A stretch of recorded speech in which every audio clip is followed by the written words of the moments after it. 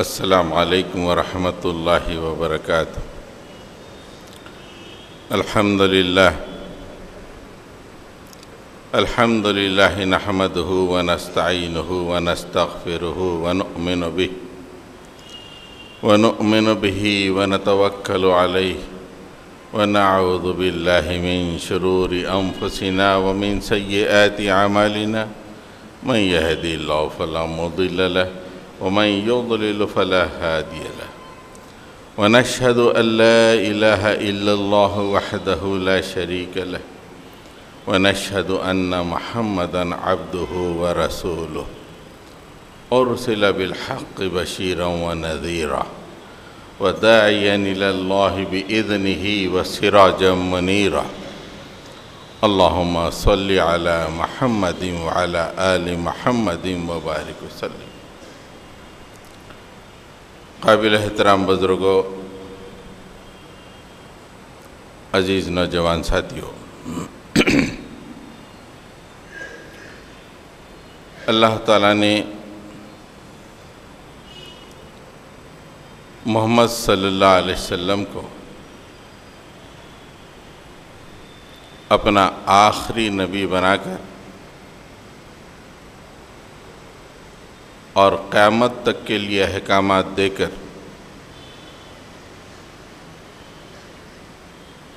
زمین پہ روانہ کیا، اور اس کے بعد تاریخ نے ایک ایسی جست لگائی کہ خاکدان میں رہنے والے انسان آسمانوں پر پرواز کرنے لگے۔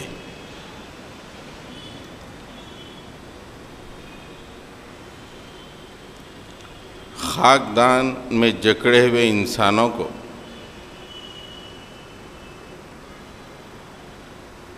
مرد حر بنا کر ان کی پرواز کو اونچی کرنا،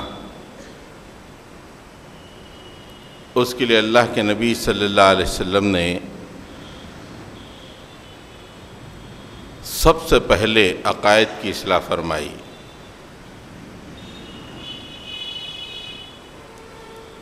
آپ نے توحید کا درس دیا، تمام معبودان کی نفی کی اور ایک اللہ کے گرد لا کر پوری انسانیت کو جمع کیا۔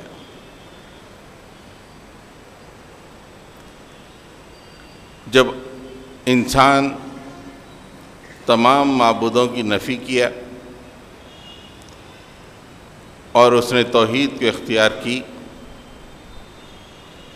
پھر زمین پر ایسا آزاد انسان ٹھہر گیا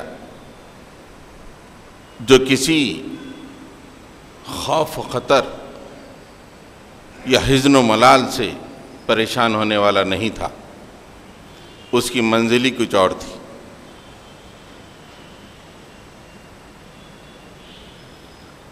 اللہ کے نبی جب مبعوث ہوئے،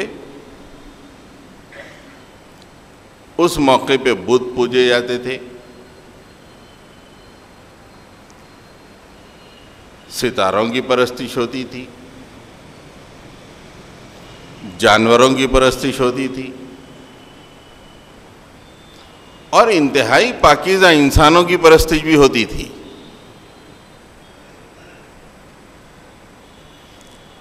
انتہائی پاکیزہ جن کا ذکر اللہ نے خود قرآن میں کیا ہے، ان کی پرستش،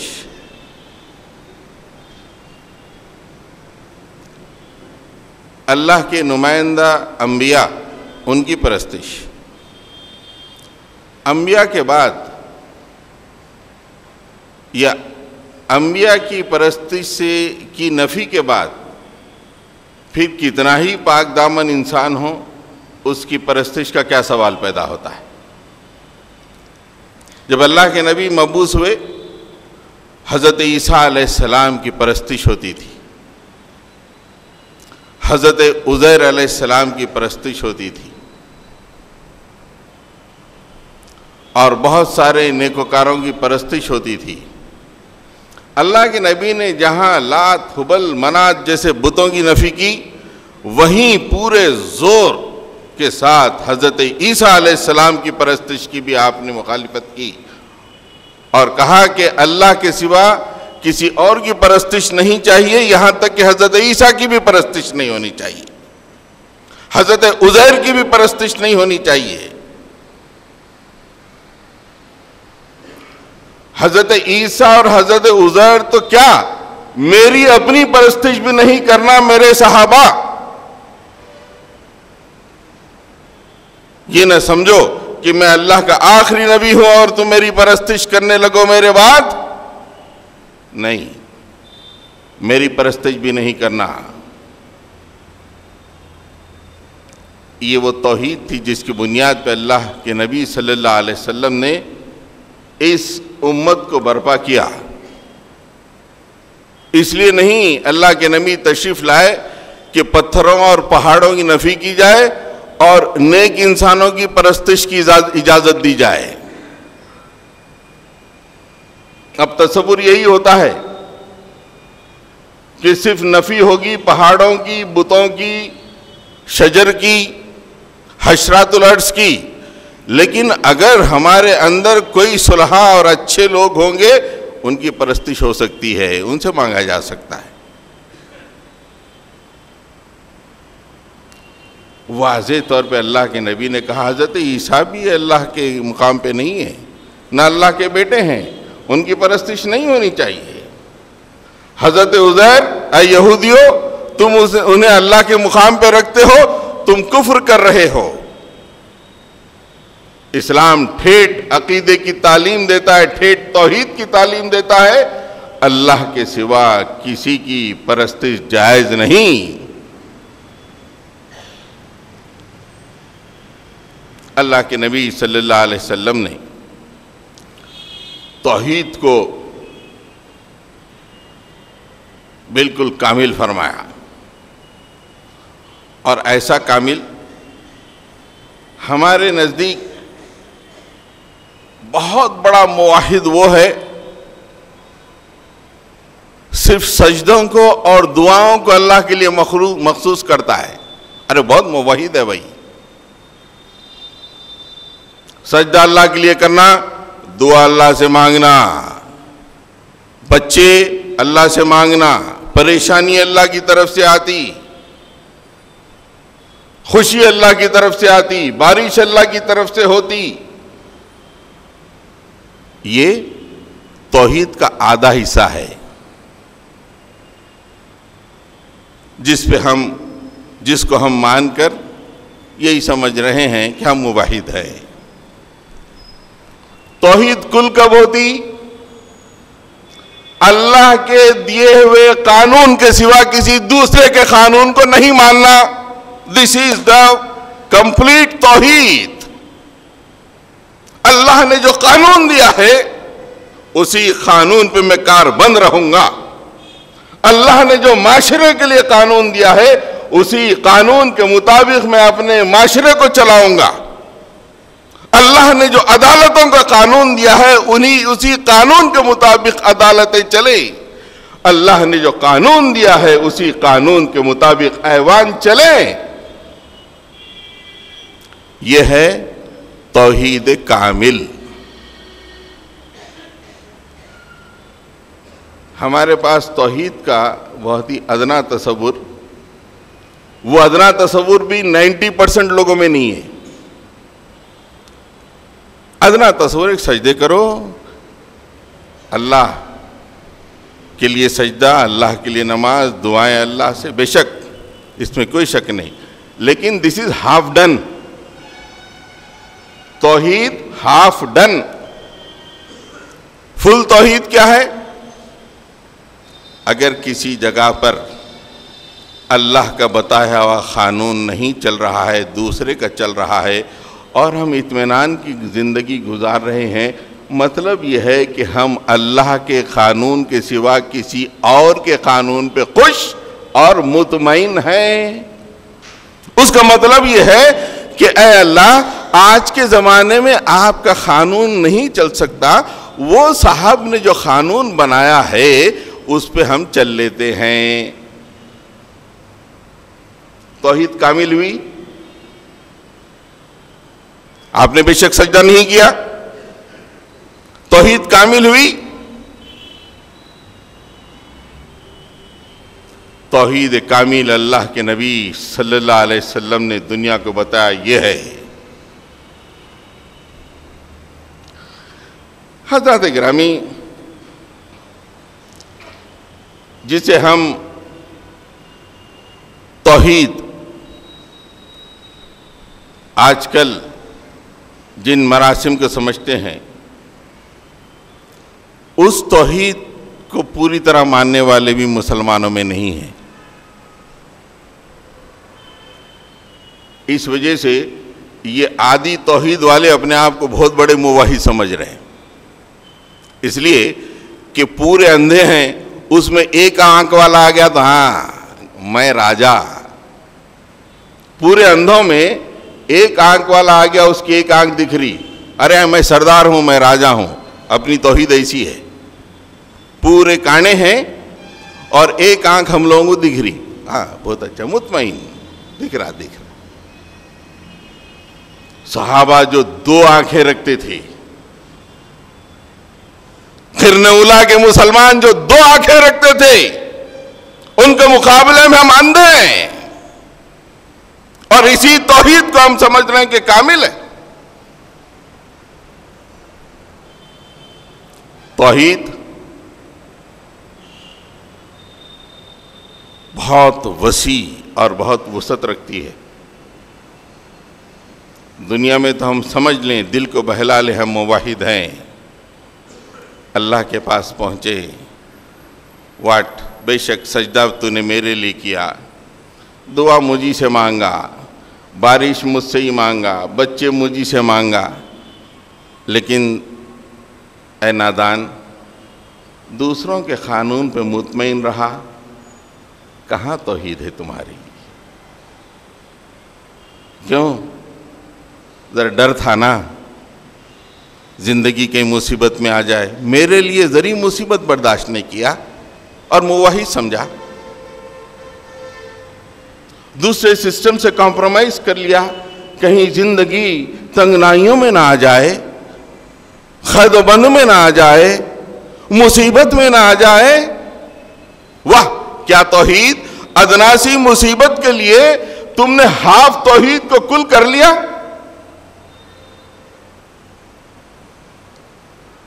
بات کڑوی ہے، لیکن قیامت میں شاید اللہ تعالیٰ ایسا پوچھیں گے، اس سے کہ کسی بھی صحابی کو دیئے، حضرت ابو بکر جب خلیفہ بنے ان کی توحید دیکھیے، حضرت ابو بکر کی توحید کا یہ عالم ہے، نبی کریم صلی اللہ علیہ وسلم کی دنیا سے رخصت ہونے کے بعد بہت بڑے علاقے میں لوگوں نے کہا کہ ہم زکوٰۃ نہیں دیں گے۔ حضرت عمر جیسا موحد بھی مشورہ دیا ہے، امیر المومنین حالات بڑے ناگفتبہ ہے، بہت مشکل حالات ہیں، مان لیجئے نا جو دے رہے ہیں ان کی زکوٰۃ لیجئے۔ حضرت ابو بکر نے کہا کہ اللہ کا قانون ہے عمر، اور اللہ کا قانون زمین پہ نہ چلے اور میں خلیفہ رہوں، یہ نہیں ہو سکتا۔ جو لوگ رسول اللہ کے زمانے میں اگر ایک رسی زکوٰۃ میں دیتے ہیں، اگر وہ ایک رسی آج نہیں دیتے ہیں تو میں ان کے خلاف جہاد کروں گا۔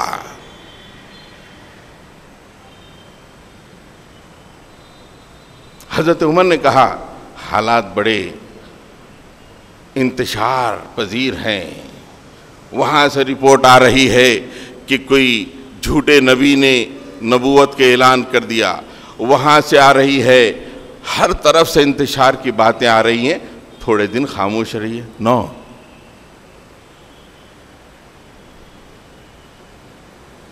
یہ توحید ہے۔ حضرات گرامی، بس جو بھی توحید ہے مکمل توحید ہی توحید ہے. ہاں اگر موقع نہیں ہے تو کوششیں کرنا چاہیے، فکر تو رکھنا چاہیے کہ مجھے توحید کامل کے لیے کام کرنا چاہیے. میری کوششوں سے آج سسٹم نہیں بدلے گا، میری کوششوں پہ آگے چل کر لوگ مزید کوششیں کریں گے. 10 نہیں 20 سال کے بعد نہیں 50 سال کے بعد میری کوششوں کی لڑی چلتی رہے گی زمین پر اور تبدیلی آئے گی. قیامت میں اللہ کے سامنے کہوں گا مالک میں دوسرے سسٹم کو برداشت نہیں کیا، تبدیل کرنے کی کوشش کیا.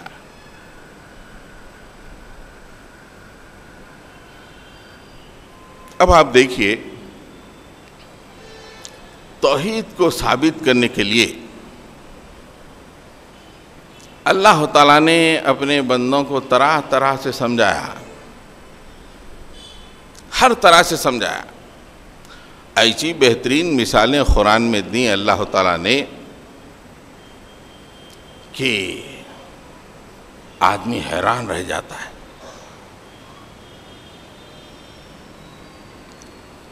سورہ زمر میں اللہ تعالیٰ نے فرمایا، دیکھو تم اپنے آپ کو عبد کے مقام پہ رکھ کے دیکھو،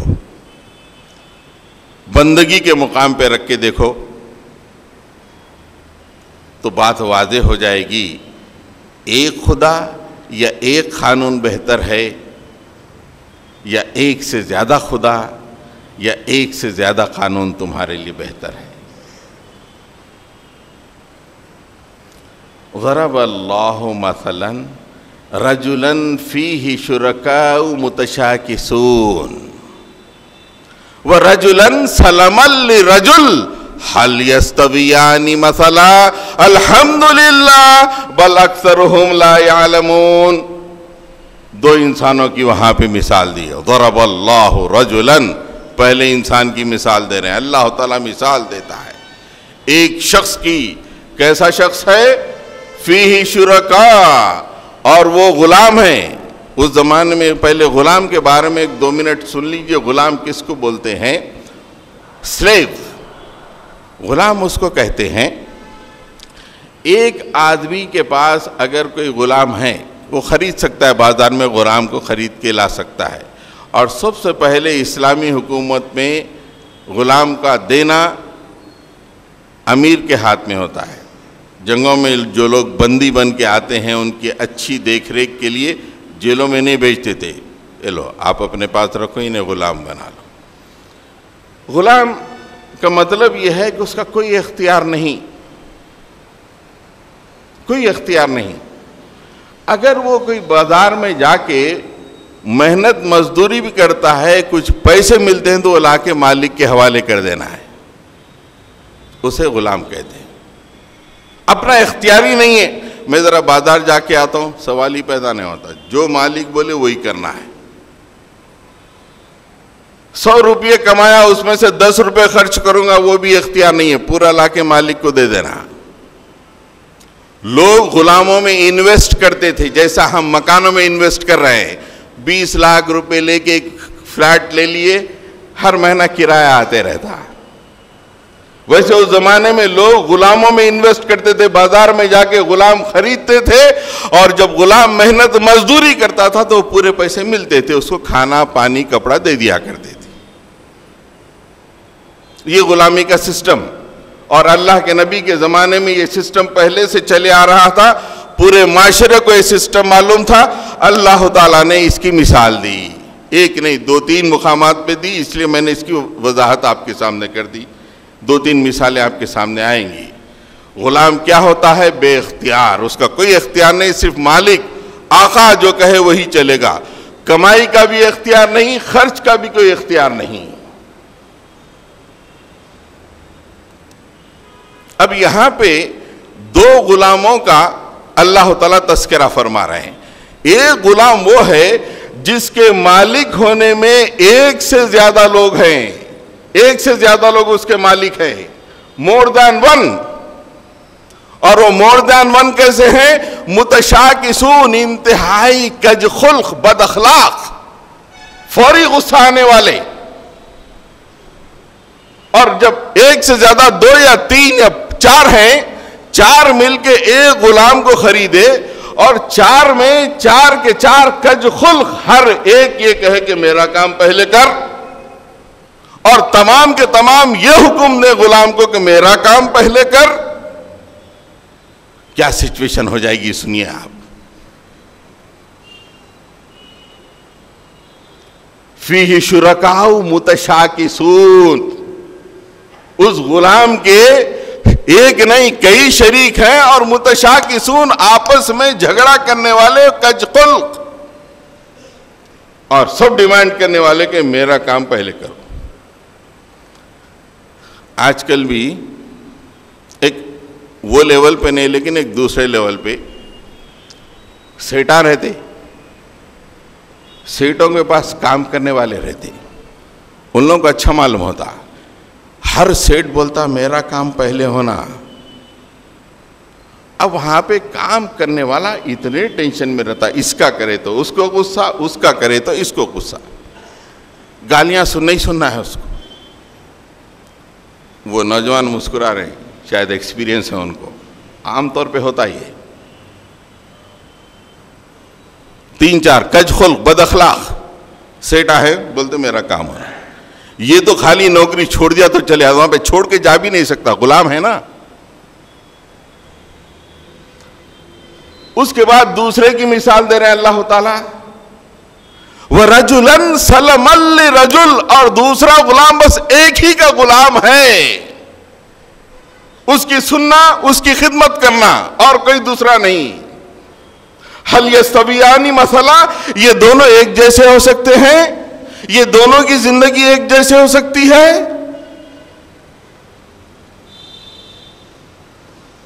الحمدللہ, تمام تعریفیں اللہ ہی کے لیے ہے.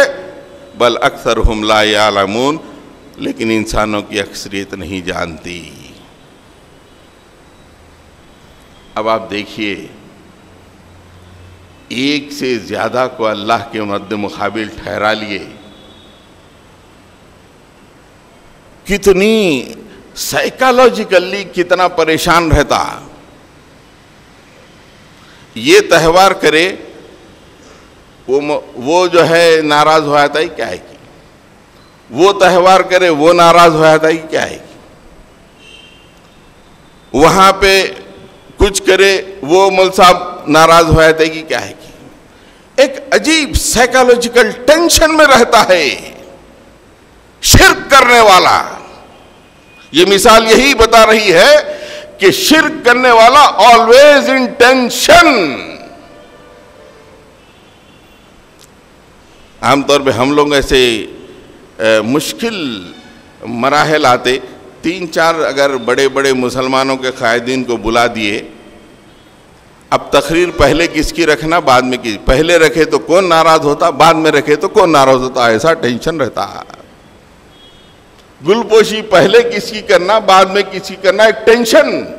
ان کی پہلے کرے انہوں ناراض, ان کی پہلے کرے انہوں ناراض. ایک معمولی مثال, ویسے آپ تو خدا مان رہے ہیں, اللہ کے مد مقابل مان رہے ہیں, ایک نہیں ایک سے زیادہ کو مان رہے ہیں. آپ کے شرک کی وجہ سے جو ذہن میں ٹینشن ہے ان ایکسپلیکیبل, وہ بیان نہیں کیا جا سکتا. اللہ تعالیٰ فرما رہے ہیں اس انسان کو دیکھو, کج خلق آقاؤں کا غلام ہے, اور یہ غلام ایک ہی کا غلام ہے, اس کے چہرے پہ مسکان ہے, اس کی خدمت ہے, سب کچھ اس کی ہے, اطمینان سے رہتا ہے. اللہ تعالیٰ کہتے ہیں کہ یہ دو برابر ہیں, مشرک اور موحد.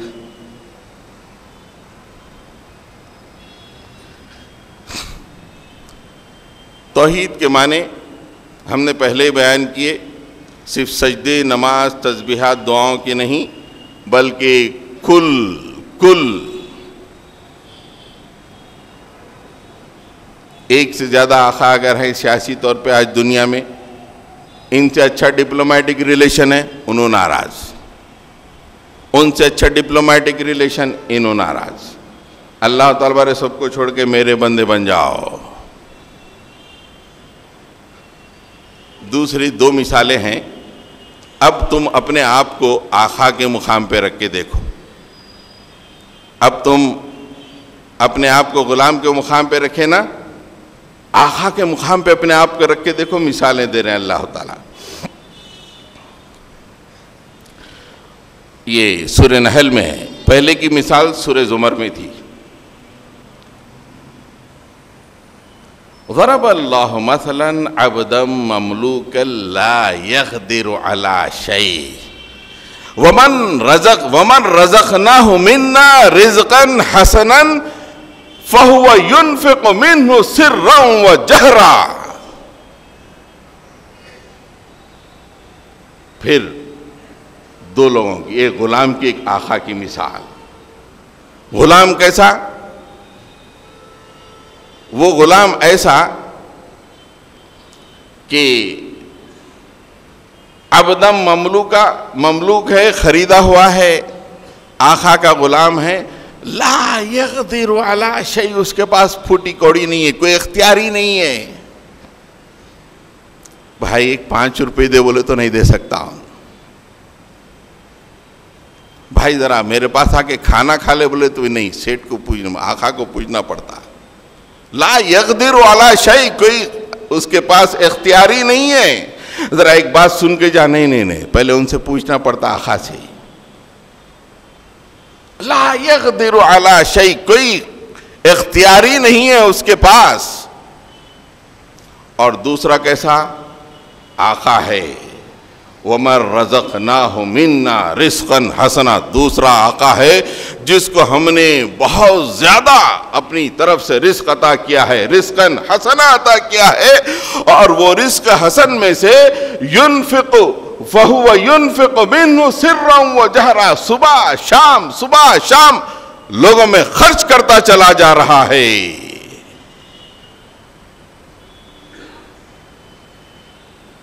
حل یستوون, یہ دونوں برابر ہو سکتے ہیں؟ ذرا آقا کے مقام پہ بیٹھ کے دیکھو. اللہ تعالیٰ نے اگر تم کو سب کچھ دیا ہے تو صبح شام اللہ کے راستے میں خرچ کر رہے ہو, اور وہ غلام جو کچھ دے نہیں سکتا, کوئی اختیاری نہیں رکھ سکتا, اس کی مثال اللہ تعالیٰ کہہ رہے میرے نزدیک ان خداؤں کی جنہیں تم خدا مانتے ہو, اور وہ آقا میں ہوں جو پوری دنیا کو کھلا رہا ہوں, پلا رہا ہوں, دے رہا ہوں. حل یستوون, یہ دونوں برابر ہو سکتے ہیں؟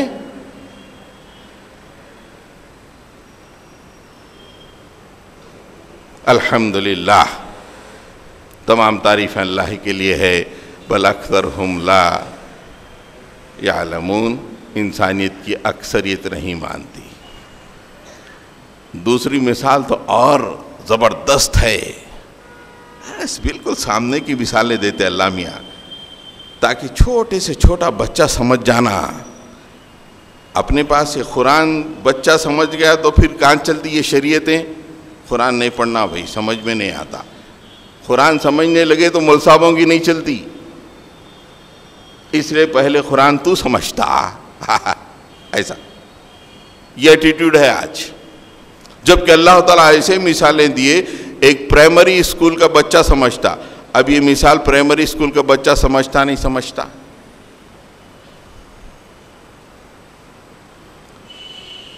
ضرب اللہ مثل الرجلین, اب دو انسانوں کی, رجلین یعنی دو انسانوں کی مثال دے رہے ہیں. احدہما ابکم لا یقدر علی شیء وہو کل علی مولاہ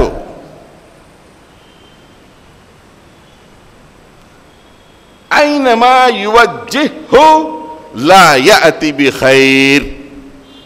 کیسا ہے دیکھو, اللہ کو چھوڑ کے جو دوسرے پوجے جاتے ہیں کیسی مثال دے رہے ہیں اللہ, ان کی ایسی ہے. آقا کے مقام پہ بیٹھ کے دیکھو, یہ ایسا ہے جن کو تم پوج رہے ہو. کیا ہے؟ دو انسانوں کی مثال, جس میں سے احدہما، جس میں سے ایک کیسا ہے؟ اب کمو، گونگا اور بہرا ہے. اب کمو، گونگا بھی ہے بہرا بھی ہے.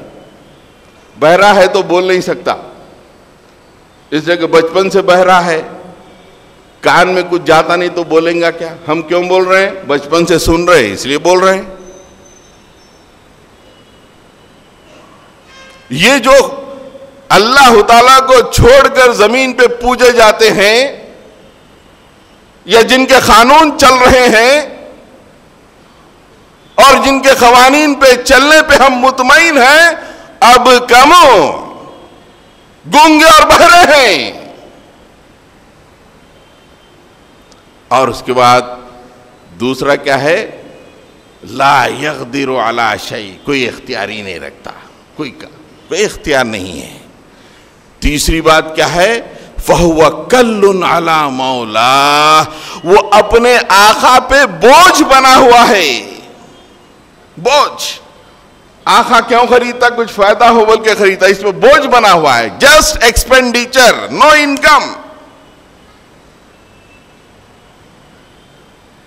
ہمیشہ بوجھ. اس کو دیکھے تو بی پی چڑھ جاتا. گونگا بہرا اور بوجھ بنا ہوا. اور چوتھا، اینما یوجہہ لا یأتی بخیر، کسی بھی کام کے لیے بھیجے تو وہ کام بگاڑ کے آ جاتا. جا کے ادرک لاؤ تو لہسن لا لیتا، بازار سے ذرا کوتمیر لامیا کوئی دوسری چیز لا دیتا. کوئی کام اینما یوجہہ لا یأتی بخیر، وہ انسان جو غلام ہے کوئی کام صحیح کر ہی نہیں سکتا. کتنے 4 ایٹم آئے، ایک اندھا، ایک بہرا اور گونگا. دوسرا کوئی اختیاری نہیں ہے، اور تیسرا اپنے آقا پہ بوجھ بنا ہوا ہے. چوتھا کوئی کام صحیح کر ہی نہیں سکتا. یہ پورے اللہ کو چھوڑ کے جو پوجے جاتے سب میں یہ کوالٹیز ہیں، بول رہے ہیں اللہ تعالیٰ.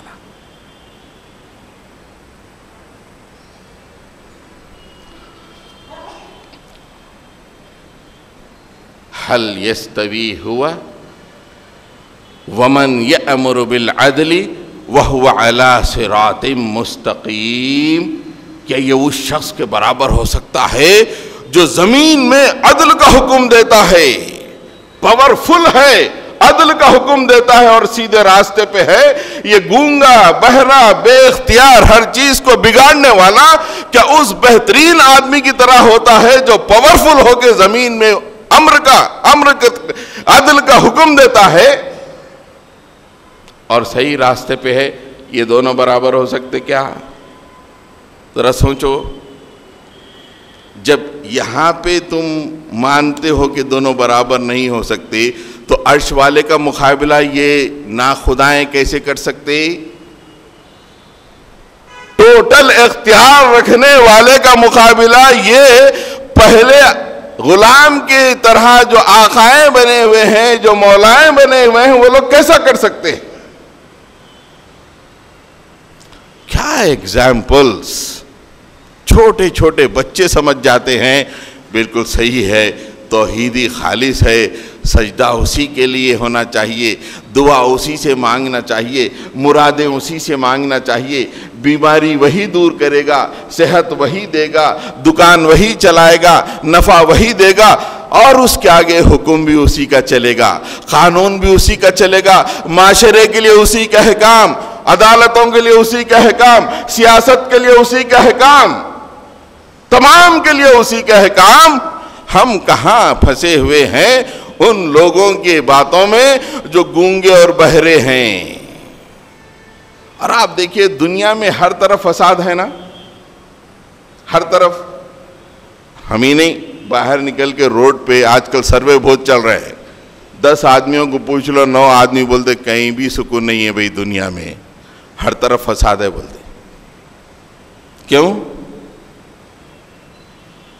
اس لیے اینما یوجہ لا یأتی بخیر، دنیا کے جو آقا بنے ہوئے ہیں کوئی خیر ہی نہیں لا سکتے ہیں. وہ جن کے قوانین چل رہے ہیں وہ انسانی معاشرے کے لیے کوئی خیر ہی نہیں لا سکتے ہیں. ہوں گے بہت بڑے ممالک، لیکن اپنی پرجا کے لیے یا دنیا کے انسانوں کے لیے کوئی بہتر کوئی چیز لا نہیں سکتے ہیں ان کے قوانین. حضرات گرامی،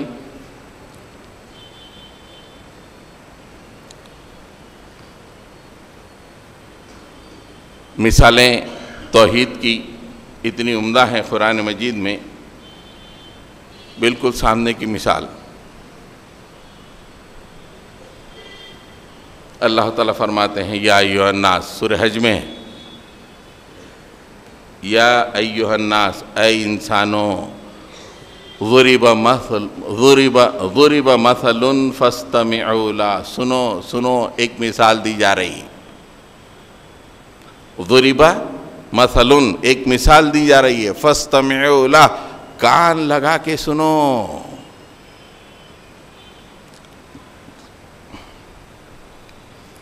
ان الذین تدعون من دون اللہ لن یخلقوا ذبابا ولو اجتمعوا لہ. اللہ کو چھوڑ کے جن کی تم پرستش کر رہے ہو، وہ تمام کے تمام مل کر ایک مکھی پیدا نہیں کر سکتے ہیں. Just house fly. کتنے جاپان سے لے کے کہاں سے کہاں تک پھیلے ہوئے خدائے ہیں، یہ تمام کے تمام اللہ میاں چیلنج کر رہے ہیں اس مثال میں. میرا چیلنج ہے پورے خداؤں سے جو میرے سوا پوجے جاتے ہیں، اور پورے انسانوں تم بھی مل جاؤ ان کے ساتھ، ایک مکھی بنا کے لاؤ. لن یخلقوا ذبابا ولو اجتمعوا لہ. ایک نہیں، پورے کے پورے مل کے سر جوڑ کے بنائیں ایک مکھی. مکھی مطلب بہت چھوٹی مخلوق. اس کے بعد کی آیت اور آنکھیں کھولنے والی ہے. وَإِن يَسْلُبْهُمُ الذُّبَابُ شَيْئًا لَا يَسْتَنْقِذُوهُ مِنْهُ. ارے مکھی بنانا تو بہت اونچی بات ہے، مکھی کی تخلیق کرنا تو یہ اور ہی اونچی بات ہے. اگر مکھی کوئی چیز لے کے اڑ جائے، وہ اس چیز کو چھڑا بھی نہیں سکتے ہیں. کیا خدا ہے بھئی تمہارے؟ واہ واہ واہ واہ. بچے مانگ رہے ہیں، کاروبار میں نفع مانگ رہے ہیں. بالکل سامنے کی مثال. مکھی تو چھوٹا بچہ بھی دیکھتا ہے، بڑا آدمی بھی دیکھتا ہے. اگر وہ مکھی کوئی چیز چھڑا کے لے جائے، پورے خدا مل جاؤ زمین کے، اس چیز کو چھڑاؤ جو چیز اس نے اپنے پیر میں پکڑی ہے. ضعف الطالب والمطلوب. ارے طالب جو مانگ رہا ہے وہ بھی کمزور، والمطلوب جس سے مانگا جا رہا ہے وہ بھی کمزور. ایک سٹیٹمنٹ، ایک مثال. اس کے بعد اللہ تعالیٰ نے آنکھیں کھول دیں. کس کے سامنے تم مانگ رہے ہو بچے کو؟ ضعف المطلوب. تم جیسے کمزور ہو مانگنے والے، ضعف المطلوب مانگا جا رہا ہے جس سے وہ بھی کمزور.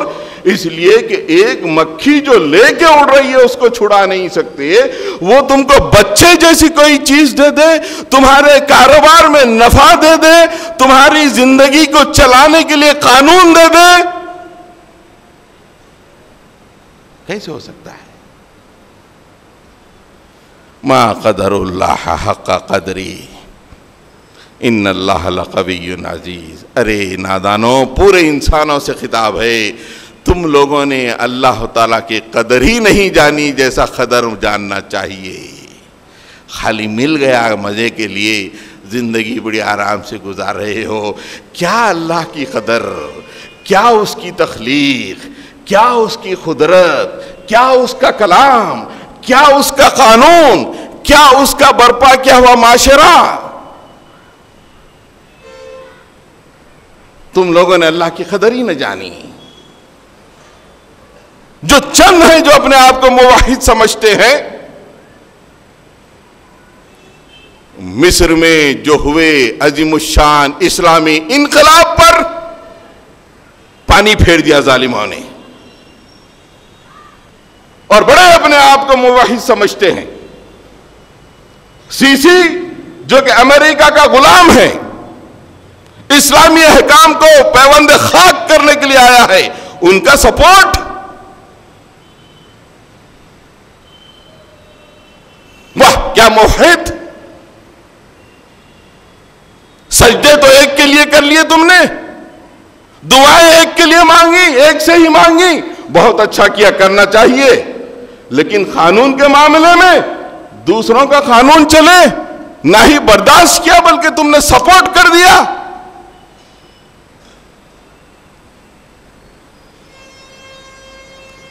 اور ساری دنیا کے مسلمانوں کو سمجھانے کے لیے اپنے ہر کارے بھیج رہے ہو ہر ممالک میں. ما قدر اللہ حق قدری. حضرات جامی، شرک کتنی بری چیز ہے، توحید کتنی اچھی ہے. دیکھیے آپ، دیکھیے ہر چیز مثال سے دیا. توحید اور شرک چھوٹے بچوں کو سمجھا ویسا سمجھا اللہ میں قرآن مجید میں. اس لیے عقیدہ بڑا اہم ہے نا. عقیدے میں کھوٹ ہو گیا تو عمل بھی بیکار ہے. عقیدہ بہت اہم ہے، اور جو لوگ اپنے عقیدے کو صحیح سمجھ رہے ہیں ان میں ہی بہت زیادہ کھوٹ ہے. مول صاحب بول دیے بس مول صاحب خدا ہے، حضرت بول دیے حضرت خدا ہے. یہی کام تم سے پہلے کے مسلمان یہودی کرے، اللہ کے احکام کو چھوڑ کے مول صاحبوں کو پکڑ لیے. اللہ تعالیٰ نے قرآن مجید میں کہا مجھے چھوڑ کے اربابا من دون اللہ، تم اللہ کو چھوڑ کے دوسرے خدا بنا لیے. اتخذوا احبارہم و رہبانہم اربابا من دون اللہ، تم نے اپنے بڑوں کو، پرہیزگاروں کو اور علماء کو اللہ کے مقابلے میں رب بنا لیا. قرآن ایک کہتا ہے، مول صاحب کوئی دوسری بات کہہ رہے ہیں، مول صاحب بول دیے بس وہ مان لیے. یہ توحید ہے؟ خالی سجدوں کی محتاج ہے توحید؟ دعاؤں کی محتاج ہے توحید؟ توحید تو یہ ہے کہ آدمی کی پوری زندگی قرآن کے محور پر چلتی رہے، یہ توحید ہے. مول صاحبوں کے کہنے پہ نہیں چلنا چاہیے، قرآن و حدیث کے محور پر زندگی چلنی چاہیے. یہ توحید ہے. اور توحید چند سجدوں چند دعاؤں کی محتاج نہیں، توحید پوری زندگی پہ احاطہ کرنے والی چیز ہے. اور اللہ کے نبی نے اسی توحید کو زمین پہ قائم کیا ہے. جہاں آپ نے خانہ کعبہ کے 365 بتوں کو اپنے ہاتھوں سے ختم کیا، لات و منات کے بتوں کو ختم کرنے کے لیے اپنے پاس سے فوجوں کو روانہ کیا، وہیں معاشرے میں اللہ کے قانون کو چلایا، اللہ کے قانون کے مطابق سیاست کے نظام کو قائم کیا، اللہ کے قانون کے مطابق عدالتوں کو قائم کیا، اللہ کے قانون کے مطابق سفارتی تعلقات کو آپ نے زمین پہ قائم کیا. یہ توحید کامل ہے اللہ کے نبی جو دنیا کو دیتے ہیں. شرک کیا ہے؟ اللہ تعالیٰ فرماتے ہیں توحید تو یہ ہے کہ آدمی فضاؤں میں بہت بلندیوں پہ اڑ جاتا ہے، اور جب وہ شرک کرتا ہے،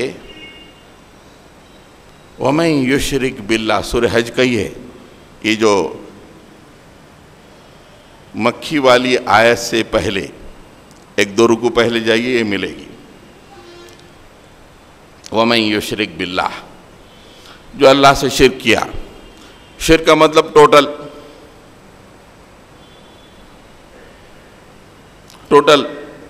ٹوٹل توحید میں ایک 10% بھی نہیں مانے تو توحید کمپلیٹ نہیں ہے. مطمئن رہنے ہی نہیں, بے چین رہنا, وہ توحید ہے. حالات ہمیشہ اپنے خوابوں میں نہیں رہتے. اللہ کے نبی صلی اللہ علیہ وسلم کے خوابوں میں بھی مکے میں نہیں تھے.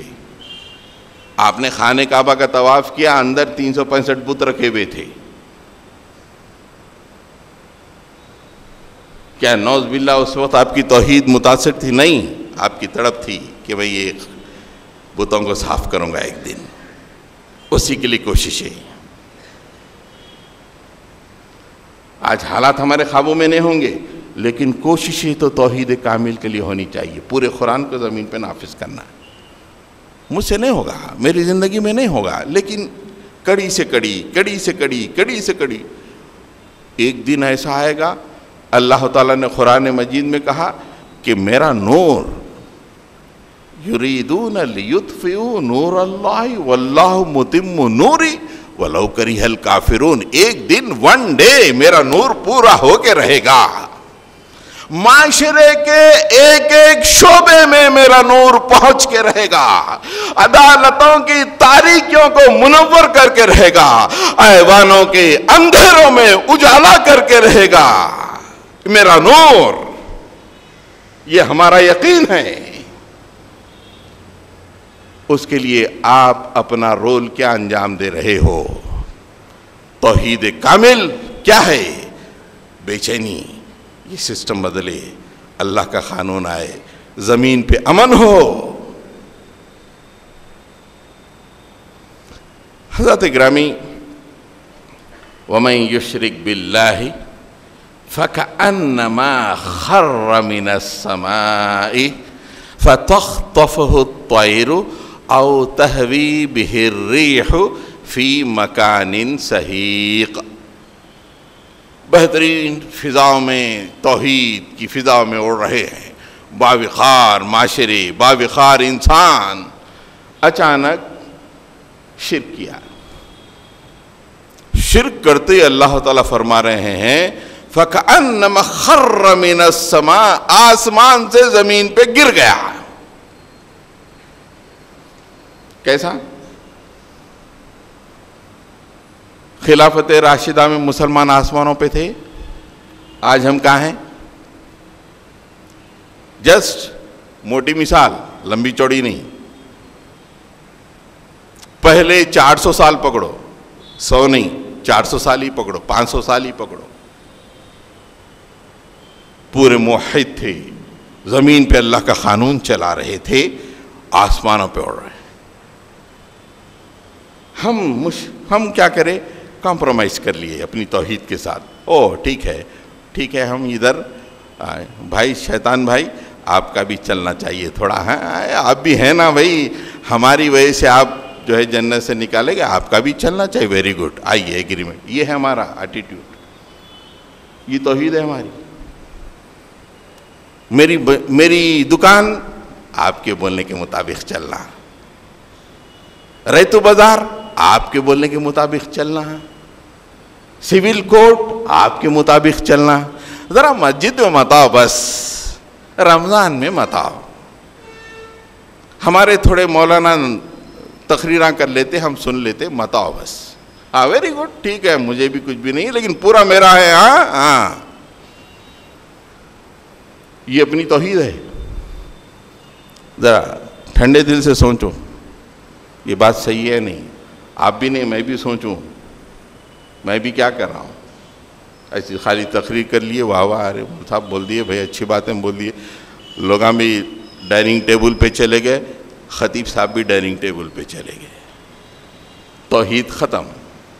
لقمہ حلق میں اترا, خطیب صاحب کی توحید بھی ختم, سامعین کی توحید بھی ختم. ایسا ہو گیا پورا. کوئی تبدیلی نہیں, کوئی چینج نہیں. زمانے ہائے دراز سے وہی دستور ہمارا. خر من السماء, آسمان سے گرے ہیں, زمین پر تڑپ رہے ہیں. اب ایسے میں کیا ہوتا؟ اللہ تعالیٰ نے توحید چھوڑ دیے. فَتَخْطَفُهُ الطَّيْرُ اب جب اوپر سے زمین کی طرف نیچے آئے، جب فضاؤں میں آئے تو وہاں پہ کچھ پرندے ہیں جو تمہیں لپک لیں گے، لپک لیں گے. اور بیچارہ جب توحید کو چھوڑ دیا اور ہر چیز کی طرف لپکتا، ہر چیز کی طرف لپکتا. ابھی چند دن پہلے کے اخبار میں پڑھا میں،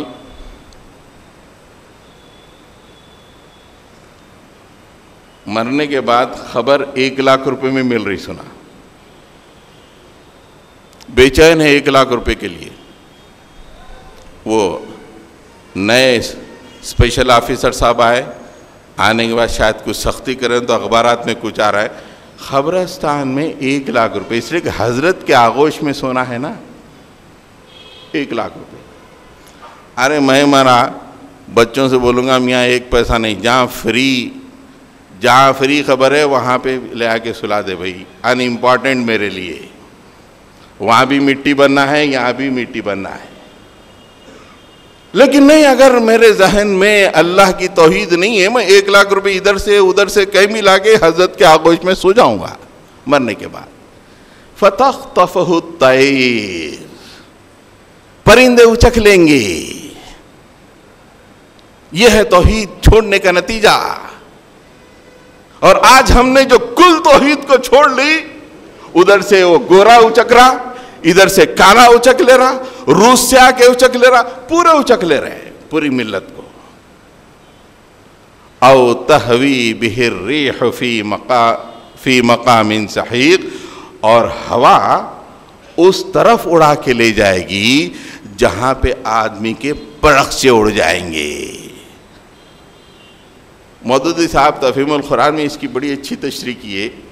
پرندے تو مطلب وہ ہے کہ شیطان اور انسانوں میں جو لوگ ویسٹڈ انٹرسٹ ہیں اسے کھینچنے کی کوشش کریں گے.